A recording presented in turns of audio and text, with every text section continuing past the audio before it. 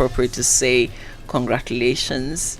Thank you. And I have the president of the Institute of Chartered Accountants Ghana joining me for a conversation, Senator Kerr and Osei Eche Jemfi, Director Technical and Research. Aiko to ICAG. Good morning. Good morning. Thank you. Good morning. All right.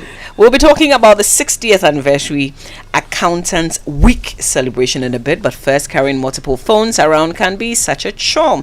The unsightly bulge in your pocket, the extra weight in your purse, the stress of switching from one phone to the other to pick calls. Now imagine being able to switch between different numbers on the same phone easily and seamlessly. You can go seamless with MTN eSIM and enjoy the convenience of connecting multiple phone numbers to one single phone or device. Here's how you do it. Dial *#06#. Once you receive an EID number, it means your phone or device is compatible. Simply download my MTN app today to request your MTN eSIM and enjoy the sweet, seamless life everywhere you go. And listen, Kingdom Books and Stationery Limited has made it even so easy, much easier for you to buy your books from Kingdom Books and Stationery. Just log on to kingdomstoreonline.com. They will also arrange delivery to your homes and offices within reasonable time, and they offer free delivery if you're in Accra and Tema. You can also pay via Momo, all at your convenience. Terms and conditions apply at Kingdom. Quality and affordability are their hallmarks. So now let's talk about ICAG at 60. How did your whole story begin? Let's talk about the very beginning. How was it in the beginning? It started in 1960s, early 1960s at Kumasi. Oh. Currently the KNUST, where in their commerce department, a group of students were being trained to become accountants for different sectors of the economy. Then the institute was moved to Achimota, and here it was under University of Ghana Commerce Department, and our first president, Dr. R.S. Amegashi, was the one who spearheaded with other forebears for us to have our first law, that's the Chartered Accountants Act 1963, Act 170. Right. Today we have the Institute of Chartered Accountants Ghana Act 2020, Act 1058, and a lot has happened in between these years. Right. You say that with a lot of excitement. There are many achievements, so I would like you to just recount a few of them. Yeah. So the first is the law that has been passed, and the fact that it empowers us in our regulatory activities. It gives us opportunity to even discipline persons who are practicing accounting who are not members of our institute. So whether you are a member or not, so far as the work you do or what you are doing involves financial malpractice or any other disciplinary required sanction, ICA Ghana is posted from the law to regulate you. Great. The regulation that would give the full operationalization of this has been done, has been drafted, and it's been processed for Parliament's review and for it to also be passed. Right. So that's also a big achievement for us. Great. Well, I know that there are many such achievements. Maybe Director of Technical and Research can bring out one of those as well. Yes, we have this very harsh impression out there that it's very difficult for you to qualify as an accountant, and so many people are so afraid.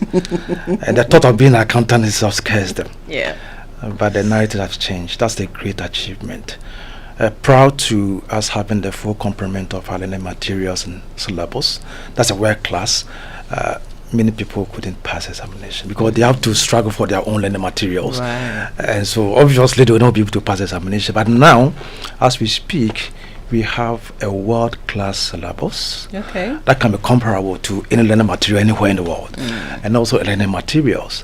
And because of that, our students are able to understand the syllabus, learn and pass. And I must say that the numbers that are qualifying is so much.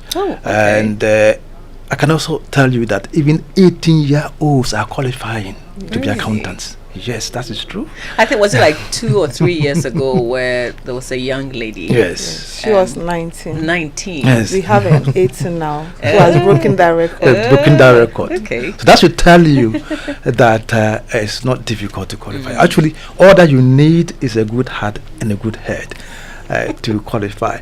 And then also, you don't have to get any accountancy training either at the basic level or at the SHS level. No, you don't need it.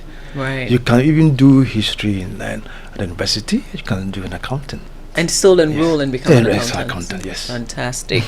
But Senna, your theme, promoting sustainability, deepening trust, and nurturing partnerships, also has a lot to do with accountability, being accountable.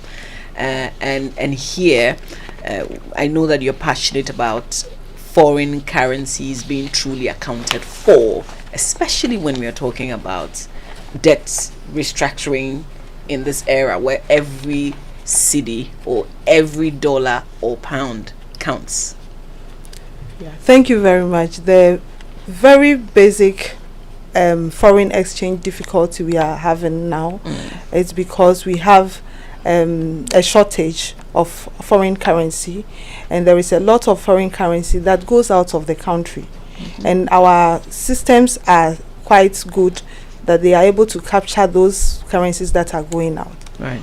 And they are almost related with importation.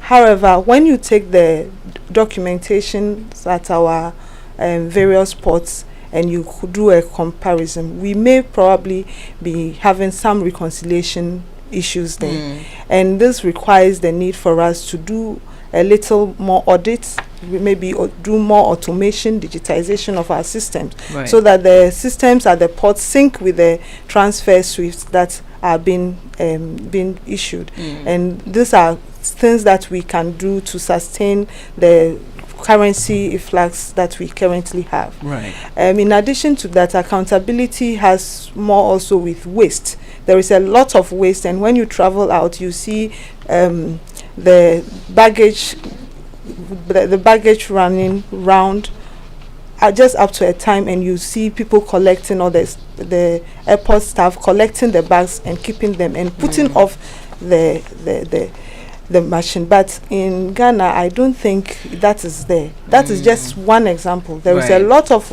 waste that we can be controlling, and these are issues that are of concern: abuse of power, sustainability when it comes to climate change, the issues that are there. Do we talk about it? Do we have enough voices on it? Do we have everybody singing the ethical values that we need for us to change our attitude? We may have the policies, but we need the attitudinal change. And this attitudinal change is what is driving our theme. And especially because this year is 2023, the midpoint of the implementation of Sustainable Development Goals. And we have realized that there is a long way to go. So Ghana and ICA Ghana cannot be left out to help to do our bit. Well, it's important that you bring this up. But what's different about this year's celebration? Can you take us through what we should expect? What's up? Yes, Anna. Okay, so the key things for this year are the globalization of our conference this year. We have for our conference guests who are from South Africa, our partners from South Africa, from Ivory Coast, from Benin, from Nigeria and Liberia, and other places who are joining us. And we are doing this in the spirit of the globalization and partnership. And because we have in Ghana, after the headquarters in Ghana, and we believe that transfer and trade enhancement will take place when there is more partnership, when there is more innovation through this partnership, and then there is industrialization as well. The conference is not going to be held in Accra, it's at Sunyani, and that's also enhancing our own traditional and regional cooperation among our members, so that we can have we can have the professionals having a platform to network. There will be a lot of businesses that will be showcased in our exhibition during the conference, and so we are looking forward. All right. I know there's a health walk tomorrow. There's a Thanksgiving service also at the Christ the King Church. Unfortunately, we don't have a lot of time to go into it, but I'd like to say thank you so much for your time.